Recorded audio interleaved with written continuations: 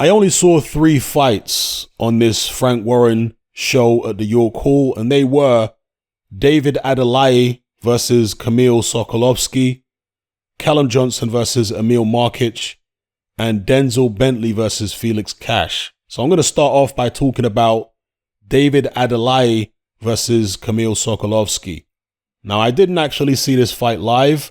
I was asleep when it happened. I did watch Johnson versus Markic and Bentley versus Cash live, but not Adeleye versus Sokolovsky.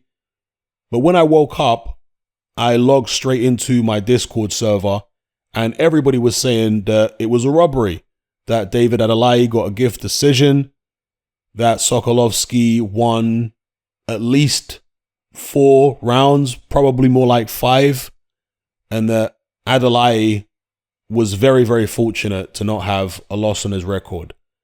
And I asked them what happened in the fight. Did Adeleye get hurt? Did he get beat up? And they said, no, he basically got outboxed.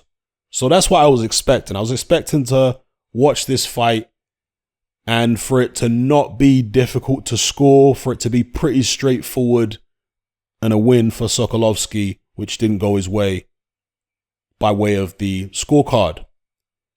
But I have to admit, people, that's not what I saw.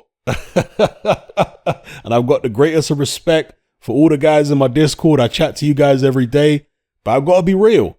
We've all been in those situations where we watch a fight live and it seems one way, particularly when there's commentary on. But then when you watch the fight the next day without the commentary, it can often look very different. Yeah, that's happened to me before. And I think that is what a lot of people will find has happened here as well with Adeleye versus Sokolovsky, because this was actually a close fight, legitimately close. Most of the rounds were legitimately close. Now, what I can tell you is Sokolovsky landed the more eye-catching shots. And one of the reasons for that is because when Adeleye was caught, usually with a right hand over the top, his head was a bit high. So you'd see the impact and his head would get knocked sideways. Whereas Sokolovsky was keeping his chin glued to his chest. So when he was getting caught by Adeleye with shots like left hooks and right hands at times, the impact of the shot wasn't as apparent because his chin was down. So you didn't see his head getting knocked back or anything like that, if that makes sense. But if you actually watch closely, Sokolovsky is getting caught with a fair few power shots and jabs himself. It's just that keeping that chin down, when he gets caught, the shot doesn't look as dramatic. So it doesn't stick in people's memories as much. But he was getting caught in there. But as I say, he landed more eye-catching shots than Adeleye, and he was also the aggressor. Adeleye in the post-fight interview said that his corner told him to just lay back and allow Sokolovsky to walk onto his shots. But Sokolovsky's a wily veteran, he's better than his record suggests for sure. He usually turns up to try and win, and he has turned over a few prospects in his time. And he's apparently just come from the Joseph Parker camp, where he's been helping him prepare for Derek Chisora. So Sokolovsky was quite wily in there and wasn't falling for the traps that Adeleye was trying to set a lot of the time. And he was managing to land his own shots. Adeleye is talented. He's got good balance. He's a pretty tall guy, 6'4", very well coordinated, fast. He's actually quite light for his height, as you can see here. David Adeleye, only 225 pounds. That's 1 pound over 16 stone. So this is a pretty light guy for a heavyweight, a modern heavyweight anyway. And because of that, he's able to maneuver himself around with good coordination, good balance, again, good hand speed and all that kind of stuff. Generally good technique. But Sokolovsky did old man him a little bit. I think the extra experience of Sokolovsky, where he was able to draw some of Adelaye's leads and then strike unexpectedly with that right hand over the top. So it was quite clever stuff from Sokolovsky in there at times. And I think that was testament to his experience and Adelaye's lack of experience.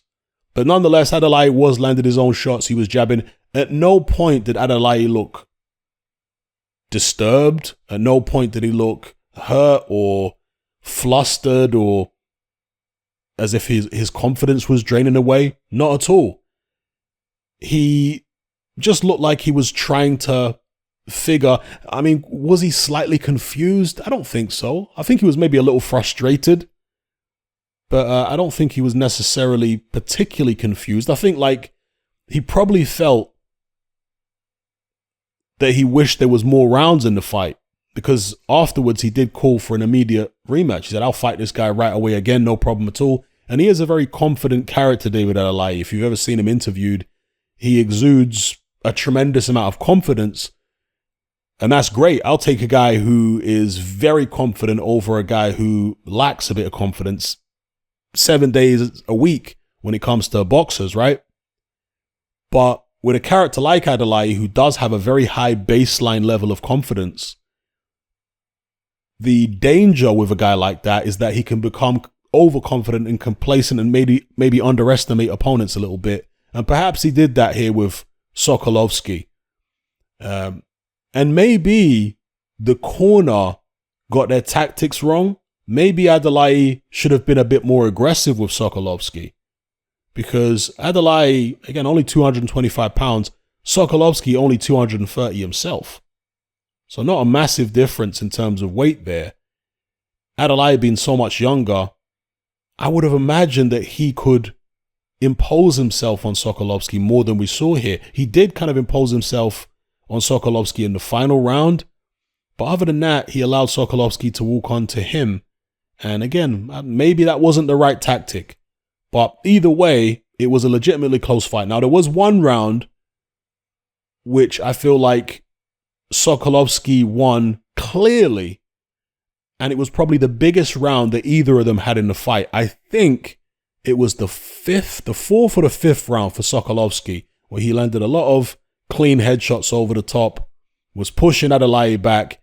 And that is a round I would say he dominated. And nobody really dominated any of the rounds, I would say, other than that round there. That was a dominant round. The other rounds, seriously, people, were all close. You could have given them either way. So when it comes to the referee's scorecard, giving it to Adelaide by 1 point, I don't think that's particularly shocking. Yeah, if you're giving it to Sokolovsky by a point or two, I wouldn't have complained either.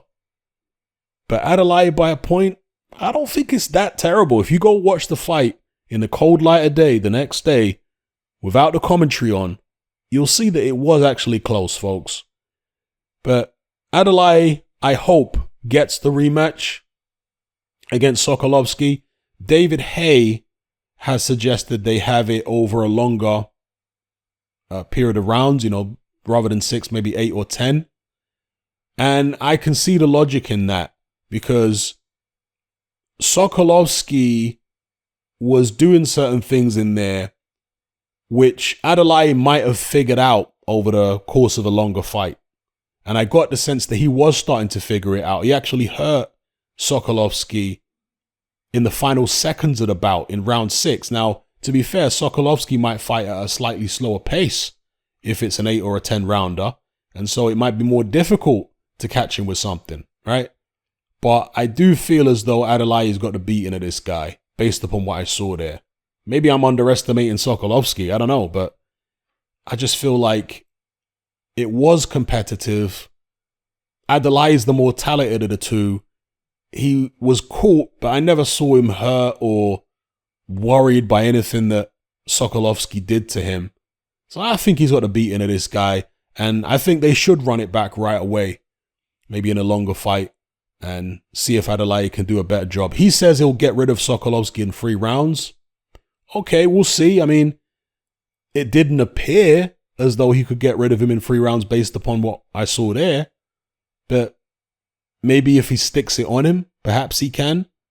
And maybe he figured that out in the final round of the fight, in the 6th, where he caught him and he thought, you know what, I should just stick it on this guy. I'll get him out of here, rather than giving him all this respect and letting him walk onto my shots.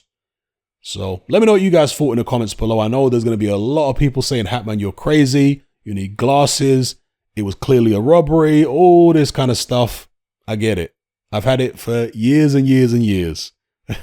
Whenever you're objective and you don't go along with the status quo, there's going to be people jumping on your back, right?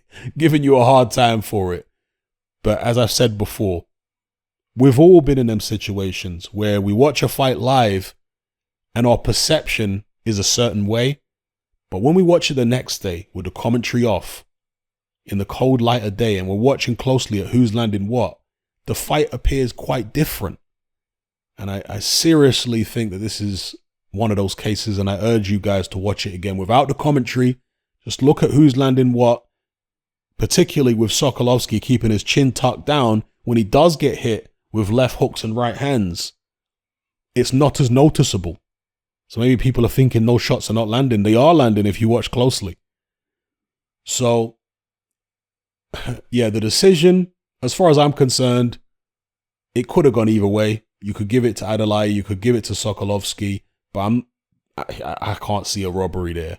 I really can't. Let me know what you guys think in the comments below. Adeleye versus Sokolovsky. You know, Adeleye 5-0. He's got a long way to go. Well, 6-0 now, is he? After the Sokolovsky fight, was he 5-0 going in and now he's 6-0? Let me just check. Yeah, he's 6-0 now. So that was the first time he went the distance. Again, very high baseline level of confidence. When I say baseline level, I'm talking about somebody's natural confidence, the innate, inherent confidence they have just naturally. It's the way their brains are wired, right? And from the baseline, the confidence level can go up or down based upon experiences, life experiences, fight experiences. Adeleye needs to pump the brakes a little bit in terms of how ambitious. No, he doesn't need to pump the brakes in terms of how ambitious he is, but in terms of how quickly he wants to progress. He might need to pump the brakes a little bit, or his team might need to, pump the brakes, because he's talking about taking out this one and taking out that one and fighting Daniel Dubois and all these kind of people. And I like that confidence. That's great. But you do get the sense is trying to run before he can walk a little bit here, maybe even, walk before he can crawl. So there's talent there, definitely. Like the confidence, but would like to see him run it back with Sokolovsky just to put that situation to bed, and then he can move forward. And he seems very willing to do that. He seems very confident that he can deal with Sokolovsky a lot better second time around. But as I say, hey, maybe Sokolovsky prepares better second time around, and it's another controversial fight, or maybe he beats Adeleye decisively, even in my eyes, because I don't think this was a decisive victory for Sokolovsky in a robbery of any sort. I think it was a legitimately close fight. And of course, now there's going to be the accusations that I'm a Frank Warren fanboy or an Adeleye fanboy or something. I'm not any kind of fanboy, folks.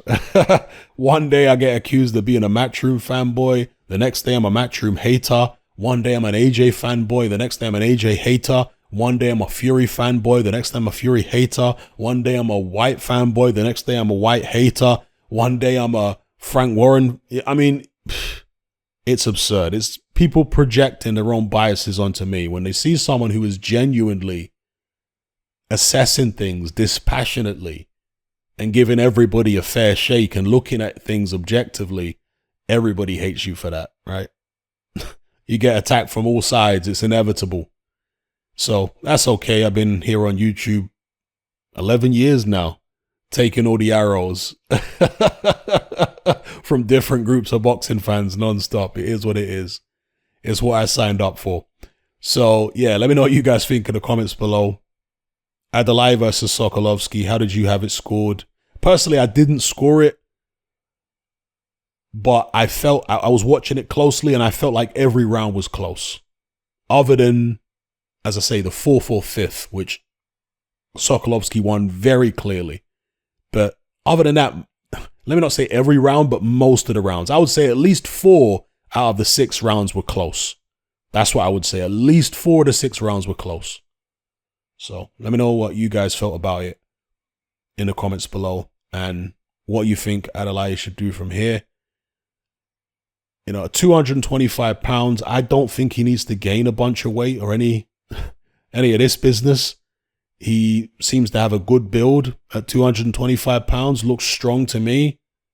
And I'm sure he'll fill out more naturally as he gets older. I think he's what, 25, 26 now?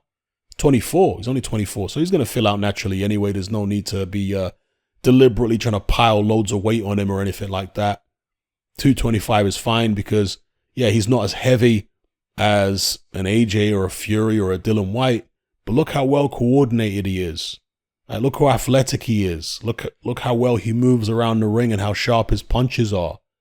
If he puts another 10, 15 pounds on, he's going to lose a lot of that speed. He's going to lose some of that mobility and so forth. So, you know, I think he just needs the team to pump the brakes a little bit, run it back with Sokolovsky, and take it from there.